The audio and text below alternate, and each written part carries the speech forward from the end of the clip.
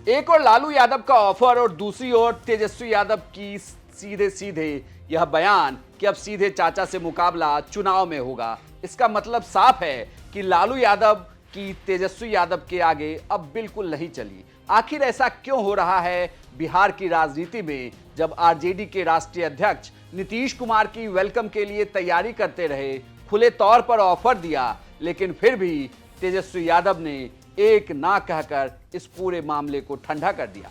लालू यादव यहां अकेले नहीं थे। लालू यादव के साथ साथ उनके परिवार की बड़ी बेटी मीसा भारती, उनसे छोटी बेटी रोहिणी आचार्य, इन सब ने पिता का साथ दिया और कहा कि नीतीश चाचा हमारे हैं, परिवार जैसे हैं, आए तो स्वागत है। लेकिन तेजस्वी यादव ने रात में एक बयान दिया और यह साफ कर दिया कि फिलहाल नीतीश कुमार से अब आमना सामना सीधे चुनाव में ही होगा। कुछ ऐसा हो रहा है, होने वाला है? नहीं, कोई मतलब नहीं, देखिए कोई कयास लगाने का मतलब ही नहीं, ऐसी कोई बात ही नहीं। कोई भी अगर कोई सोच रहा हो कुछ होने जा रहा है तो अब एकदम नहीं होने जा रहा। अब सीधे चुनाव होगा। अब जनता चुनाव करेगी या जनता का फैसला सराखों पर।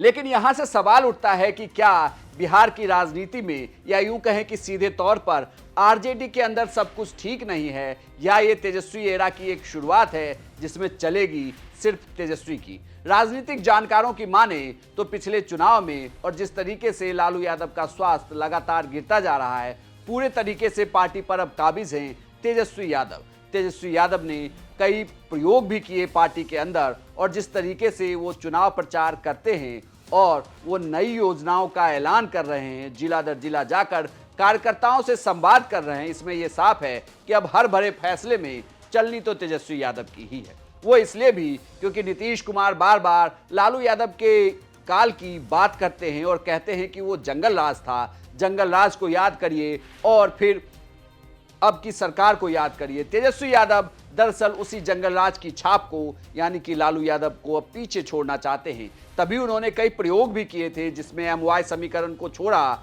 ए टू जेड की बात कही, फिर माई बाप की पार्टी तक की बात कही गई। लेकिन अब की बार लगातार तेजस्वी माई बहन योजना की बात कर रहे हैं, जिसमें वो माताओं बहनों के लिए पैसे नकदी देने की बात कर रहे हैं कि अगर वो चुनाव में जीत कर आते हैं तो सीधे कैश ट्रांसफर किया जाएगा। लेकिन बड़ी बात ये कि जिस परिवार में परिवार के 3 राजनीतिक सदस्य और सबसे बड़ी बात कि आरजेडी के राष्ट्रीय अध्यक्ष अगर नीतीश कुमार का वेलकम कर रहे थे, बेटी मीसा भारती जो लोकसभा में सांसद हैं, वो अगर अपने पिता की बातों में हामी भर रही थी, रोहिणी आचार्य अगर हाँ कर रही थी, तो फिर तेजस्वी की ना क्यों हुई? क्योंकि तेजस्वी यादव को ये पता है कि इस बार के चुनाव में नीतीश कुमार के खिलाफ की एंटी इनकम्बेंसी फैक्टर अगर काम करती है तो उन्हें फायदा होगा। साथ ही जिस योजनाओं का वो जिक्र कर रहे हैं महिलाओं को लेकर, उस योजना की बात अगर महिलाओं तक पहुंच गई तो महिलाओं का वोट बैंक भी उनके पास आ जाएगा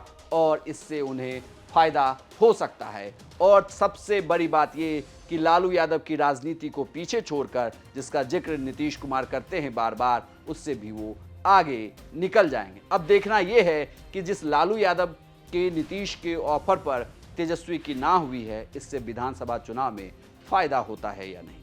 आपको यह जानकारी कैसी लगी हमें कमेंट बॉक्स में लिखकर जरूर बताइएगा और बिहार की तमाम खबरों के लिए देखते रहिए सिर्फ बिहार तक।